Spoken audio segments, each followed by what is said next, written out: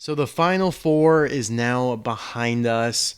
We have UConn and Purdue in the national championship game. This is a little awkward timing to record the podcast because, well, it's Monday afternoon. The game is in a few hours, and this won't come out till like Tuesday morning. So next week is when we'll kind of recap the national championship. I'm just going to tell you right now, we can recap it right now. Actually, UConn's going to win.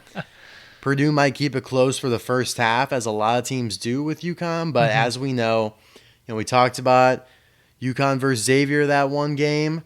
I bet the Xavier to cover its second half line, and then they just completely blew them out in the second half. It's just ridiculous how good UConn is as a team overall. They're so complete and very good second half adjustments. So that's who I'm going to take in the national championship game. I don't really think there's a whole lot to discuss there. Yeah, I'll be rolling with the same pick here with UConn. However, I do have a little bet that I want to place on Purdue, but maybe we could save that for the best bets here. Yeah, we'll save that for the best bets. What we mainly want to talk about today is that Stefon Diggs has been traded to the Houston Texans.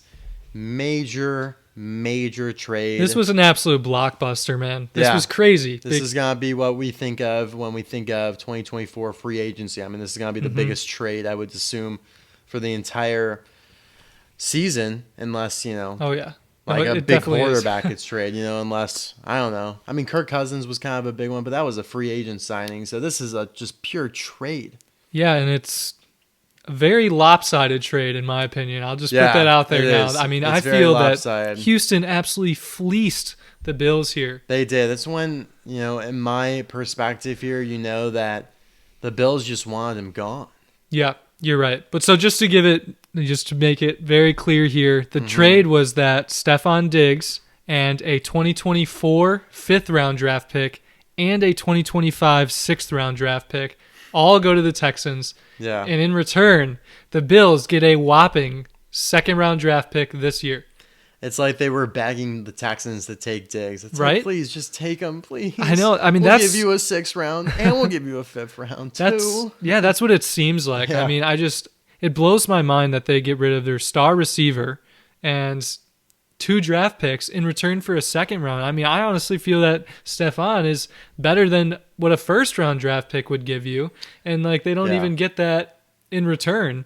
And they're also giving up other draft picks too, which is just absolutely wild. Yeah, it's crazy to me. You could look at this from a few lenses here. Stefon Diggs is getting older. He didn't have his best year. Right. Dropped some balls in the playoffs. Definitely really did not show up too much in the playoffs. I don't think he was the biggest factor on the team for, when they went on that run to clinch the AFC North. And I honestly really believe in Khalil Shakir. I think he's coming on as of late as a really talented young receiver that they could build around a little bit, but they definitely will now need to draft somebody when we do another mock draft here. I will have the Bills taking a receiver for sure. The Bears no longer taking a receiver, but the Bills now definitely have to take a receiver. For the Texans, I mean, why wouldn't you do this? You're not necessarily going out to look for a wide receiver because you already have Tank Dell coming off of the injury. He'll be fine. Nico Collins. You have Nico Collins, Dalton Schultz. You have Joe Mixon. You still have Devin. Well, no, I don't know. No, Devin Singletary's gone, but you have Dameon Pierce still. I know a lot of people don't like him, but he is young, and he's got a lot of bandwidth, a lot of volume to be had left. I mean, because he's so young, he hasn't had a big workload.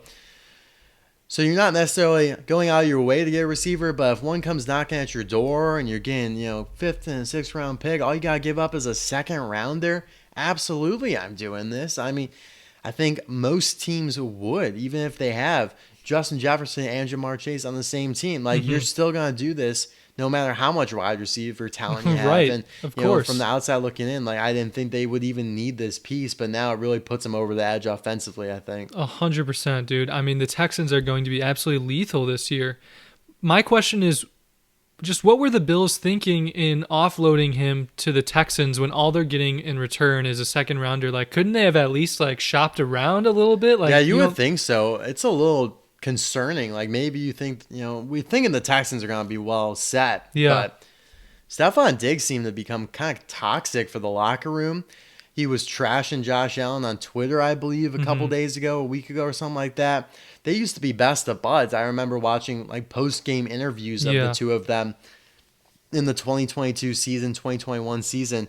They're really vibing together. Obviously, they had some great chemistry, put up some big numbers together, but it certainly fizzled out over the last few games of this previous season. Yeah, I think it was something like he went 8 games in a row and only had one score in all of them. I know. I mean, it's weird for Stefon Diggs, and it's not like Josh Allen wasn't trying to get him the ball. I really don't think it's Josh Allen's fault here. I think it's just Stefon Diggs being a little bit of a diva, being a little bit selfish, and just kind of how the season progressed and how the plays progressed. It's not necessarily anyone's fault that he wasn't getting the ball. I mean, certainly had some drops, but I'm sure Josh Allen had some missed throws as well. But at the end of the day, it's like they were just doing the best plays to win the game. Yeah, I mean, the tight ends. Shakir, yeah, I mean, if it's Dalton Kincaid, yeah, exactly. And Diggs has opportunities. He dropped that big pass that probably could have set him up for a field goal or touchdown against the Chiefs in the playoffs. So it really makes it seem to me that he was making a lot of noise. He was barking. He was chirping over there. And the Bills just were so tired of it that they had to get rid of him, and they were desperate to do so. And so they're probably grateful they got the second-round pick. That was just worth it to them to get him out of the room. Yeah, I mean, that has to be part of the reason there, because he just must have just been terrible for their environment. Yeah. The only other thing I could think of is like salary cap. I mean, because Stefon's obviously a star and was getting paid a lot, and just, I mean, that could have been a contributing factor. Not saying it was the main reason. Yeah, I mean, a little bit, but they did lose a lot of players this year, so I think there was room. I mean, Jordan Poyer, they lost a lot of defensive pieces. Gabe Davis also, he's gone now to the Jaguars, so that makes it an absolute must. They get a receiver through the draft. They do have Curtis Samuel now as well. That's true, but that's a good piece. They still need someone. Right, they do. They need somebody.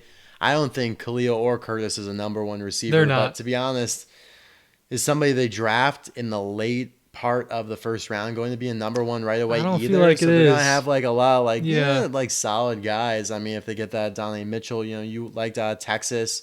I think you had him going to the Chiefs. Maybe now he gets bumped up. Maybe it's that Troy Franklin. I mean, who knows?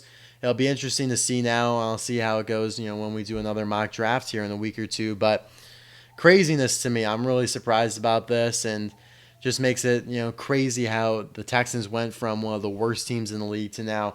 I mean, they probably have one of the best odds to win the Super Bowl next year. Oh, dude, for sure. I have not checked the odds to win the Super Bowl, but I think their odds to win their division was down to -110, and you still got Jacksonville in that division. I know, yeah. I honestly would take Jackson. I feel like there's value in Jacksonville. I think they were like plus 270 maybe. Yeah. So wow, there's definitely value in that, I would say. I mean, you could talk about sophomore slumps with CJ Stroud and, of course, Trevor Lawrence coming back from injury. He's probably going to be better. You also have the Colts, Anthony Richardson coming back. So I think there might be value in that for, Houston being all the way to -110. But it certainly does feel like they're going to win the division. No, I agree. But that makes it very exciting for us, or I guess you specifically, when you come down to Texas for this Texans-Bills game that happens in the fall. I mean, this is going to be awesome to see them go at it. Yeah, you feel like Stefon Diggs is going to be motivated to have a little bit of a revenge game here. I mean, I think he wanted to be traded, but I think he also wants to kind of show him what they're missing out on still. I mean, he just feels – I like him, but he just feels divish to me. He kind of feels like – I mean, there have been a lot of receivers like this in the past who have made a lot of noise, and done certain things. I mean, T. Higgins is making some noise right now because he got franchise tag. I think – Odell Beckham has made noise in the past. Justin Jefferson, he's even made plenty of noise as well. So we'll see, but it definitely hurts the Bills. I'm a little concerned for them. With Aaron Rodgers, the Dolphins, I'm a little concerned for the Bills right now. Yeah, well, Josh Allen might be the leading rusher in the league next year if they don't get some solid receiver talent. He could be the first QB ever to push past 2,000 rushing yards. Yeah, I mean, he could even lead them in receiving yards for some games. You never know. Yeah, pull a little Lamar action. Exactly, that's what I'm saying. Yeah, I mean, who knows? But, all right, we can move on to a little Final Four recap here. Alabama, UConn. Kept it close, like I said, first half, and then UConn just pulled away. I watched some of this game. That's just been the trend for all of their games. Just like you've said, is the team stays competitive for the first half, and then UConn dominates in the second half. Yeah, they're just so good. It's really hard to bet against them at all. I'm glad that they covered, though, for me. But a little story about this game. We get back to our Airbnb. I took this little trip to Canada, as you know. Get back to the Airbnb, and the host had set up a nice TV with some live TV options, Roku, all that, Yeah. Usual stuff. Okay, they don't have any of the 3 channels that this game's on. It's like True TV, TNT, all the usuals. Yeah, for they this just have the basketball, right? channels that's streaming Montreal Yeah, at exactly. They're just Toronto. watching all hockey, women's Canada versus Finland, basically. Right. So I'm like, all right, no worries. Let me just pull up my YouTube TV on my laptop and we'll watch it there. Oh, YouTube TV is not available in Canada. Fun stuff. So then I'm like, oh, man, I got to watch some of this. So I download 30-day free trial of NordVPN, okay? Mm-hmm.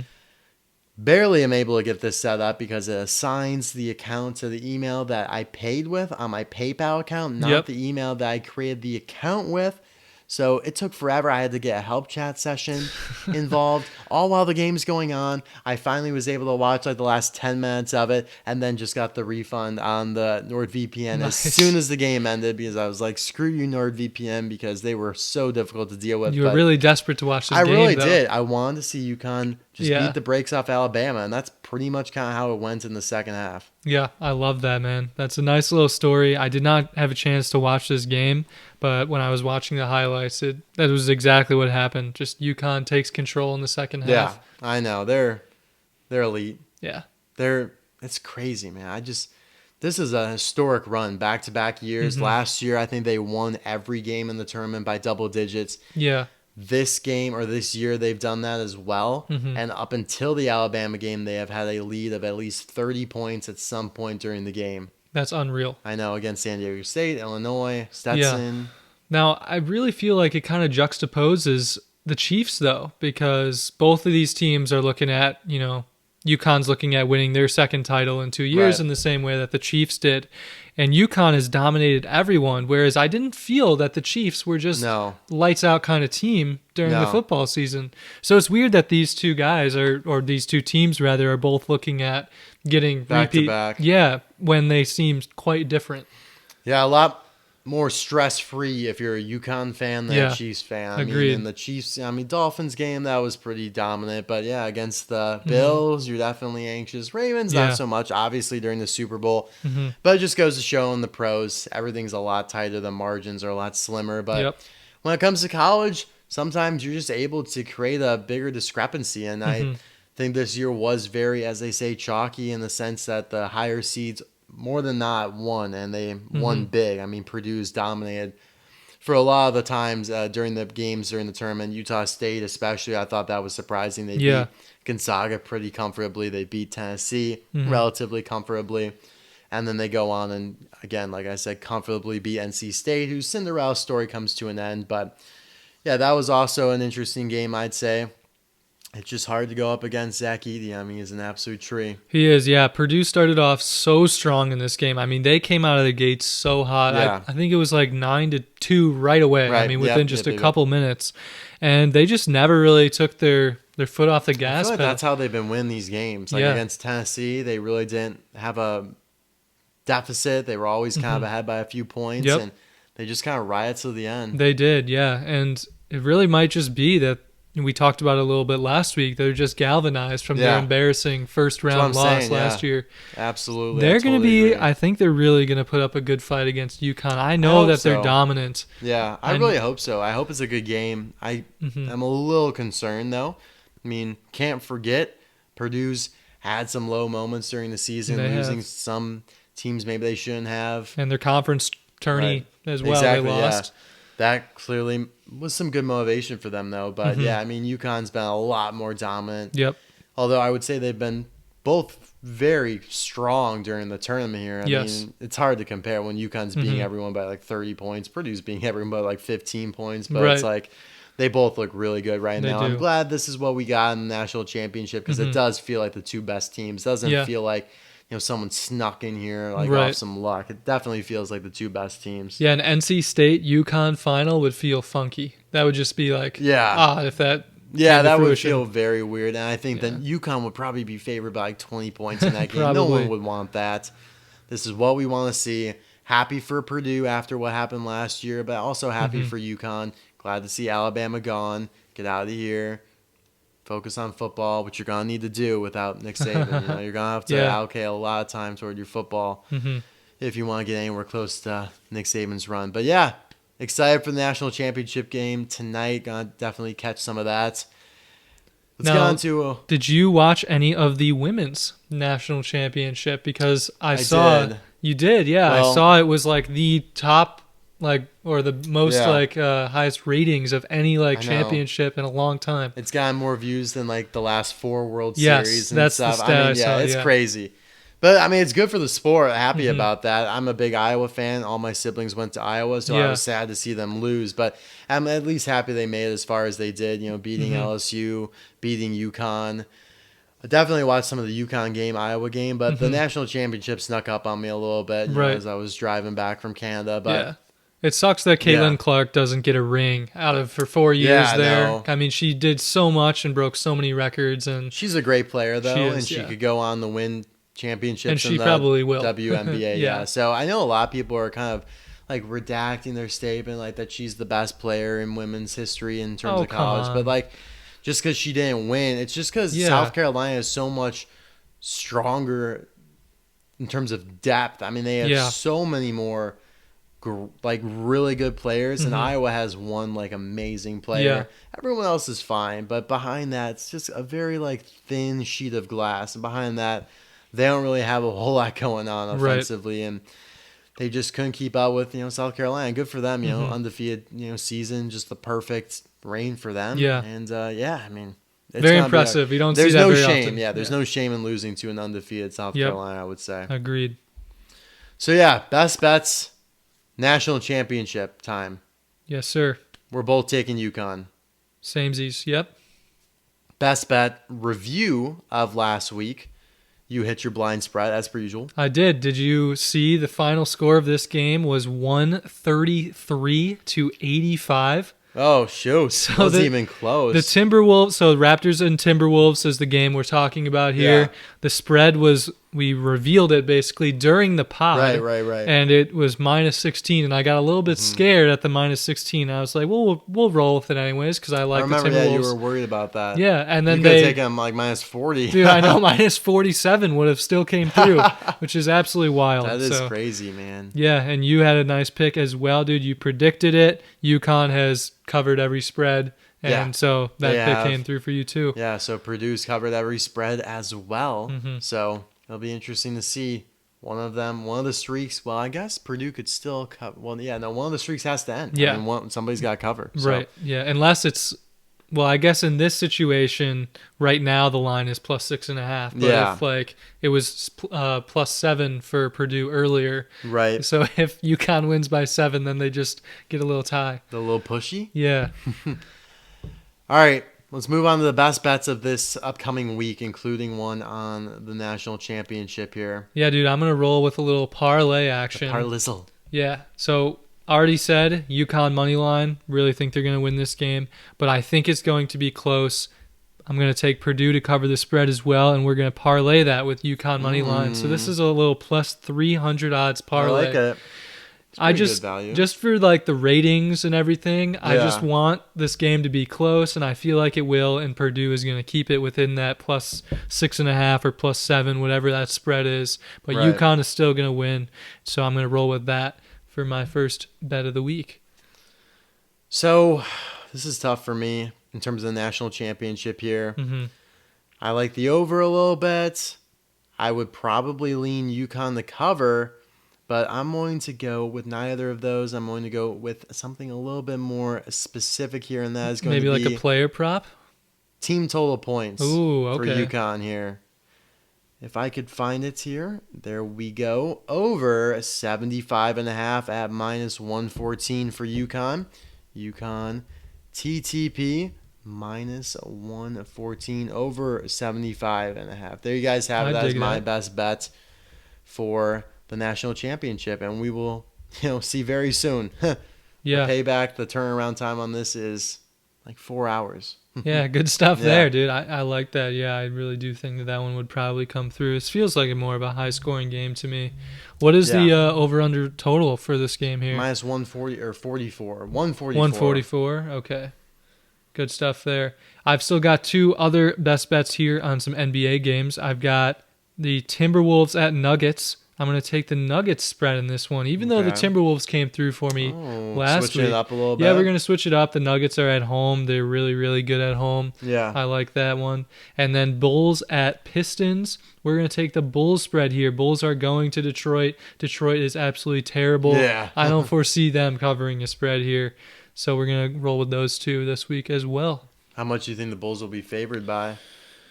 That's tough. I feel like it will maybe be like 9.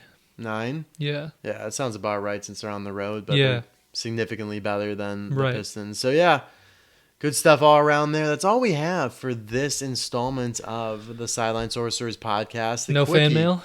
No fan mail. No fan mail? Your dad did not decide to write in today. That's unfortunate. It's all good, though. I'm sure he will come through next week for Yeah. us. Hopefully. Fingers crossed. Yeah, You know? definitely. I mean, we got some draft stuff coming up, so a few more things to talk about in the coming weeks. We'll enjoy the national championship. You guys, hopefully you enjoyed it as well, watching this after the fact. And yeah, we will see you next week, probably for some draft content, maybe some MLB, maybe a little bit MLB, like first couple weeks recap. Yeah, maybe a little hybrid with the drafts and MLB Yeah, stuff. a little half and half. I've been enjoying baseball so far. We had the first week and a half. Cubs got a nice 6-3 record. Ooh. Imanaga, the new Japanese pitcher for the Cubs, looking really strong. Yeah. He hasn't allowed a single run in 2 starts. That's impressive. Yeah, he looks Very good. nice. But there are a couple guys like that, so we're trying to keep the streak going. So, yeah, we will be back next week. Thank you, as always, for listening. Bye now.